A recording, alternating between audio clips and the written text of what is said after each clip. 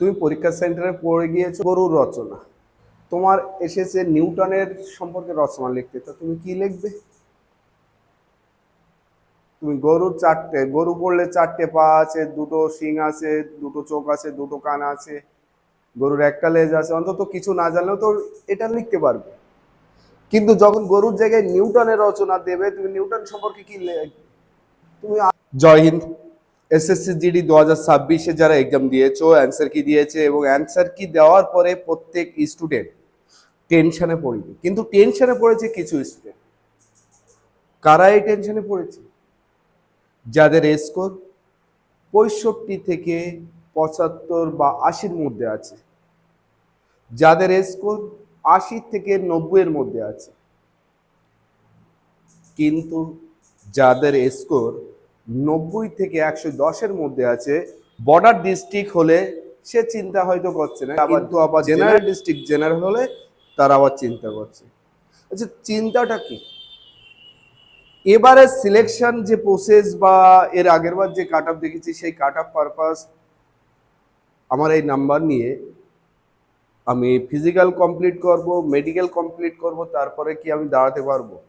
যেহেতু আসন সংখ্যা আগের বারের তুলনায় অর্ধেক দাঁড়িয়ে আছে। এই জন্য আজকের ভিডিও প্রত্যেক এসএসসি জিডি পরীক্ষার্থী যারা অ্যান্সার কি পেয়েছে এবং যারা 2027 টার্গেটে প্রস্তুতি নিচ্ছে, সবার জন্য গুরুত্বপূর্ণ। এই জন্য প্রত্যেকেই ভিডিওটি স্কিপ না করে প্রথম থেকে শেষ পর্যন্ত দেখবে। থাম্বনেলেই দেখছো এসএসসি জিডি 2026 স্কোর কম, কি করব? মানে বিশেষ করে যদি আমি জেনারেল ডিস্ট্রিক্টের কথা বলি, যাদের ওভারঅল 100-র নিচে স্কোর আছে, তাও আবার জেনারেল যদি হয়, তাদের কনফিউশন তৈরি হয়ে গেছে যে এবার আমি সিলেকশন পাবো কি পাবো না। যদি বর্ডার ডিস্ট্রিক্ট হয়, তাহলে যারা আপ টু 90-এর মধ্যে স্কোর হয়েছে, বিশেষ করে 65 থেকে 90-এর মধ্যে, তারাও কনফিউশনে আছে যে আমার নাম্বার নিয়ে আমি ফাইনাল সিলেকশনে দাঁড়াতে পারবো কিনা। প্রত্যেক স্টুডেন্টদের বা প্রত্যেক পরীক্ষার্থীদের এই ভিডিও দেখে তাদের আশা করি ভুল ধারণাটি কেটে যাবে। দেখো, আমরা মূলত কাট আপ 2025-এর সাপেক্ষে কম্পেয়ার করছি, 2025-এর সাপেক্ষে 2026-কে দেখছি।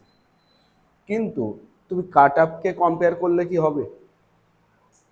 2025-এর সিট সংখ্যা ছিল 53,000, আর এখন সেখানে 25,000 অ্যাপ্রক্স এরকমই সিট আছে। আমি মানছি যে আসন সংখ্যা যা আছে বাড়বে না। প্রথমে ভাবো যে আসন সংখ্যা যেমন আছে তেমনই দাঁড়িয়ে আছে 2026-এ, কিন্তু 2025-এর প্রশ্ন টাফ হয়েছিল, সহজ হয়নি। কিন্তু এখানে একটা প্যাটার্ন কাজ করেছিল, সেই প্যাটার্নটা টিসিএস প্যাটার্ন, মানে আর ডব্লিউ এ যারা বই সলভ করো তারা সেখান থেকে অনেক কিছু কমন পেয়েছে।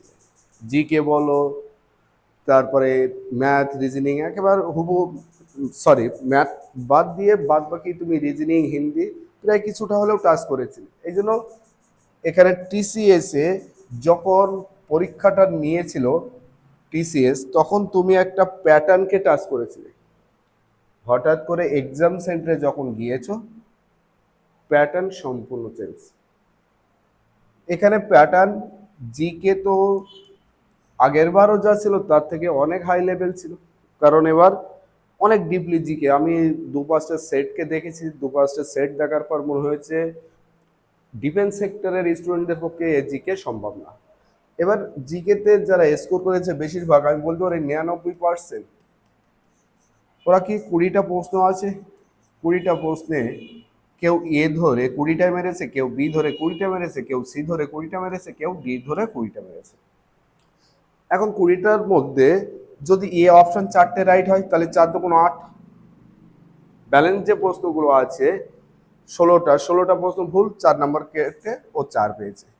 যদি বি অপশন কারো 8টা প্রশ্ন রাইট হয়, 8 দুগুণ কত, 16, 12টা প্রশ্ন 3 বিয়োগ করলে 13, মানে এইভাবে ও একটা স্কোরিং নিয়েছে। কিন্তু 99% স্টুডেন্ট জিকে কিন্তু আউট অফ সিলেবাসে। রিজনিংকে যদি দেখো, রিজনিং ঠিকঠাকই ছিল, কিন্তু আগের বারের থেকে রিজনিং এখানে ছিল মডারেট। মডারেট কেমন মডারেট? টাইম স্পেন্ড করা রিজনিং, মানে টাইম নষ্ট করবে। তুমি কাট আপ শুনতে চাইবে তাহলে তোমাকে ধৈর্য ধরে তো এই কথাগুলো শুনতে হবে। রিজনিং যথেষ্ট মডারেট এবং ক্যালকুলেটিভ। যে আগের বার 20টা রিজনিং এর মধ্যে 18-19টা রাইট করেছে, সে এবার 15-16টার উপরে যেতে পারেনি। যারা মুষ্টিমেয় ব্যতিক্রম ভালো পড়াশুনো করেছে, সেই লেভেল দিয়েছে, তারা আবার এখানে হয়তো 18-19টা বা 20টাও করে এসেছে। তার কারণ এখানে নাম্বার সিরিজ যে প্রশ্ন ছিল খুব ডিফিকাল্ট লেভেলে দিয়েছিল, সেটা অস্বীকার করার জায়গা নেই। অ্যানালজির একটা টাইপের প্রশ্ন ছিল, সেখানেও ডিফিকাল্টি ছিল। ঘড়ির একটা প্রশ্ন ছিল, মানে ডিফিকাল্টি প্রশ্ন ছিল, মানে হঠাৎ করে টিসিএস প্যাটার্নের সাথে সম্পূর্ণরূপে এডিকুটি প্যাটার্ন সম্পূর্ণ ভিন্ন সাজিয়েছিল এখানে। হিন্দি চিরাচরিত প্রথা, যারা এসএসসি জিডি এক্সামে যায়, হিন্দি হলো সবচেয়ে স্কোরিং সাবজেক্ট, এবং হিন্দিতে পর্যায়বাচী, বিলোম শব্দ, তারপরে বাক্যশুদ্ধি, মহাবারে, এইগুলো একটা কমন ফ্যাক্টর। কিন্তু এডিকুটি পুরো এই জায়গাটা পুরো ভিন্ন করে দিয়েছে। আচ্ছা, তুমি পরীক্ষা সেন্টারে পড়ে গিয়েছো যে গরুর রচনা, তোমার এসেছে নিউটনের সম্পর্কে রচনা লিখতে, তো তুমি কি লিখবে? তুমি গরু পড়লে 4টে পা আছে, 2টো শিং আছে, 2টো চোখ আছে, 2টো কান আছে, গরুর একটা লেজ আছে, অন্তত কিছু না জানলেও তো এটা লিখতে পারবে। কিন্তু যখন গরুর জায়গায় নিউটনের রচনা দেবে, তুমি নিউটন সম্পর্কে কি তুমি আদেও হয়তো, বেশিরভাগ স্টুডেন্ট যারা ডিফেন্স সেক্টরে, তারা আদেও হয়তো জানবে নিউটন কত, এইটুকু জেনেছিলাম, মনে হয় সে আপেল নিচে পড়েছিল, তাহলে ওটাই তো নিউটন মনে হয়, এইটুকু। তুমি জানবে না গ্র্যাভিটেশন ল, তুমি জানবে না দেখা যাচ্ছে নিউটনের প্রথম সূত্র, দ্বিতীয় সূত্র, তৃতীয় সূত্র, তুমি জানবে না নিউটনের বলের সংজ্ঞা, তুমি বলের পরিমাণ, যে অনেকে বলের সংজ্ঞা এখন পর্যন্ত যারা ভালো স্টুডেন্ট তারাও অনেক সময় কনফিউশন করে যায় যে বলের সংজ্ঞা নিউটনের কোন সূত্র থেকে জানে। অনেকে বলে 2 নম্বর, কিন্তু বলের সংজ্ঞা 1 নম্বর সূত্র থেকে। 2 নম্বর সূত্র F equals to M A, ওটা অ্যাকচুয়ালি বলের পরিমাণ। তো জাস্ট আমি সায়েন্সের পার্ট পড়াচ্ছি না, এইটুকু তোমাদের বোঝাতে চেয়েছি যে আমি পড়ে গিয়েছি পরীক্ষার জন্য গরুর রচনা, আমাকে এসেছে নিউটনের রচনা, নিশ্চয় আমি ওখানে শেষ। তাহলে আমার লেখার ক্ষমতা নেই, আমার স্কোরিং ওখানে যাবে। তাহলে হিন্দি যেখানে স্কোরিং, যেখানে প্রত্যেকটা স্টুডেন্ট টার্গেট করে 30 থেকে 35 স্কোরিং, সেই জায়গাটা এখানে স্কোরিং করছে 20 থেকে 25। এটা অ্যাভারেজ স্টুডেন্টের কথা বলছি, তাই বলে সব স্টুডেন্টের কথা না। আমার নিজেরও স্টুডেন্ট দেখা যাচ্ছে হায়েস্ট হিন্দিতে তুলেছে 35+, এমনও আছে। যারা ভালো স্কোরিং করেছে তাদের কথা বলছি না, আমি অ্যাভারেজ স্টুডেন্টদের কথাই বলছি। অঙ্ক আগের বার যেমন ছিল, এবার তার থেকে সামান্য একটু ছেড়ে দিয়েছে অঙ্কের জায়গাটা। আগের বার অঙ্কটা ছিল 2025-এ টাফ, বেশি টাফ বলবো, কিন্তু 2026-এ সে তুলনায় অনেকটা ইজি। তাহলে দেখো, অঙ্ক অলরেডি আমি বলতে পারি 100% স্টুডেন্টদের মধ্যে অন্তত এখানে 60% থেকে 70% স্টুডেন্টদের ম্যাথ প্রবলেম, অলরেডি প্রবলেম।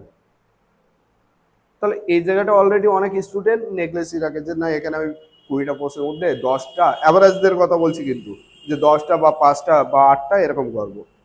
তাহলে মূলত তারা টার্গেট করে দেয় এই দুটো সাবজেক্টে, যেখানে 40টা প্রশ্নে টার্গেট করে যে আমি 35 বা 36টা সলভ করবো। 36 দুগুণ কত? 72। অঙ্ক যদি আমি 10টা সলভ করি, 10 দুগুণ 20, 92। আর এইভাবে জিকে অ্যাপ্লাই করে আমি যদি 8 পাই, প্রায় আমি 100-র কাছাকাছি একটা স্কোর তুলে নেব। কিন্তু যখন তুমি পরীক্ষা সেন্টারে এই রিজনিং আর হিন্দি 2026-এ দাঁড়িয়ে এই দুটো পার্ট থেকে কি হয়েছে, যে 40টা প্রশ্নের মধ্যে তুমি সলভ করে এখান থেকে যখন অ্যান্সার কি মিলিয়ে দেখেছো, বা পরীক্ষা সেন্টারে যখন পরীক্ষা দিচ্ছিলে তখনও তুমি এই দুটো পার্ট থেকে তুমি 50+ স্কোর করছো, যেখানে 72 70 সেখানে 50+। তুমি অঙ্কে আর দুটো টেনে দাও, 12 × 2 = 24। জিকে এইভাবে যদি তুমি 4 নাও তাহলে দেখো কত, 78। এই জন্য ওই স্টুডেন্টদের অ্যাভারেজ স্কোর দেখবে 65